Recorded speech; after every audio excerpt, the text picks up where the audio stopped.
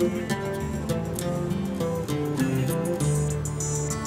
early Moroccan morning in Jemaa el Fna, the main square in the heart of Marrakech.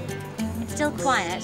There are some walking to work, others stop to buy a glass of orange juice or a bag full of dates.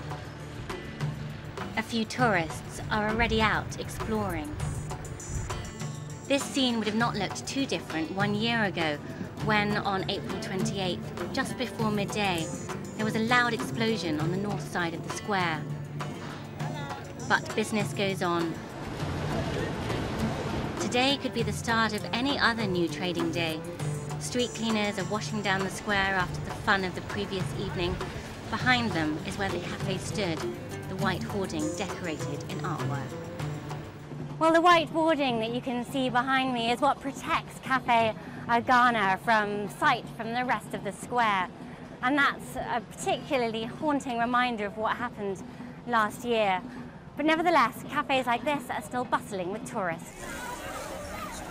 The attack hit the centre of one of Morocco's most beloved cities and the core of its tourism industry. Over the following months, hotel bookings halved in Marrakech, a number which was also driven down by unrest in the region as the Arab Spring swept across North Africa. The slump was compounded further by the financial crisis, especially acute in Europe, Morocco's most important market. Yet the city is swiftly proving its resilience. On any evening in Jemaa el Fna, it can feel like nothing has changed in centuries, let alone in the months since that fateful day.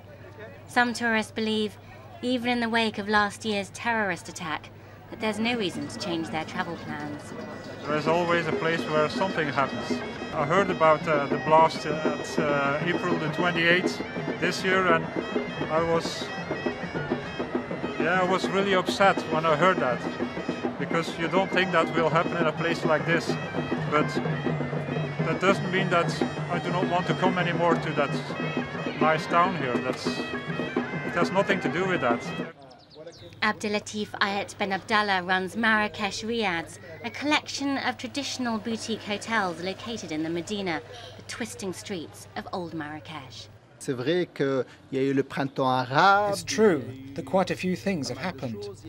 The Arab Spring, the terrorist attack in April, they both had a negative effect on the flow of tourists to Marrakech.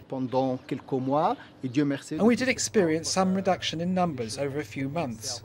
But since September, we feel very positive. There are signs of recovery and that all of these things are past. As dusk approaches, the square livens up.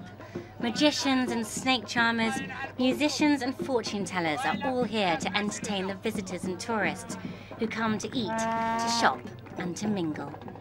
All what you can see here, novelists, storytellers, herborists and so on, there is something particular here you can't find in any other place in Morocco. It's not only foreign tourists coming to the city, there's also been an increase in domestic visitors from other areas of Morocco since the recent construction of new highways, which have slashed journey times from Casablanca and Agadir. These visitors have also become an important source of income for the city. Tourists today can be seen on the terraces of cafes all around the square, watching the entertainment play out below. Jemaa el Fna, for many, is too compelling a destination to miss, and as I heard echoed numerous times, terrorists can strike anywhere. What happened in Jemaa el Fna can unfortunately happen anywhere in the world.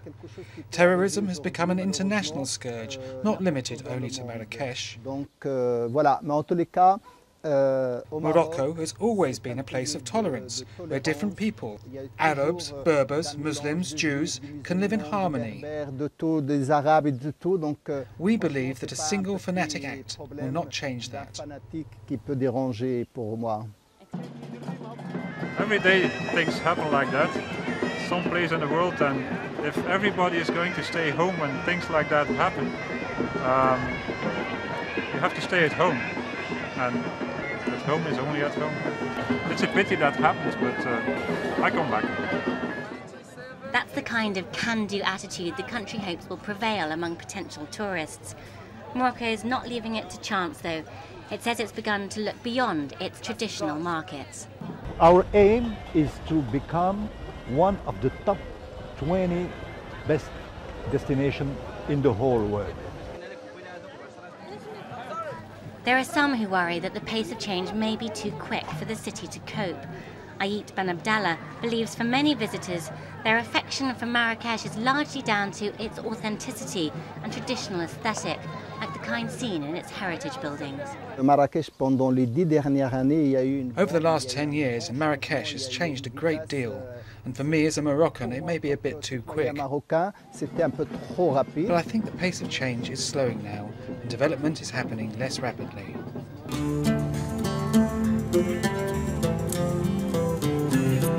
Most concur that managing high volumes of tourists is preferable to receiving no visitors at all, and that does seem to be the more pressing issue here.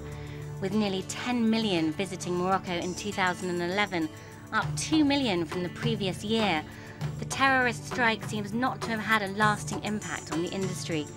Morocco's fabled Red City and the square of Jemaa el Fna look likely to continue to draw in and bewitch travellers.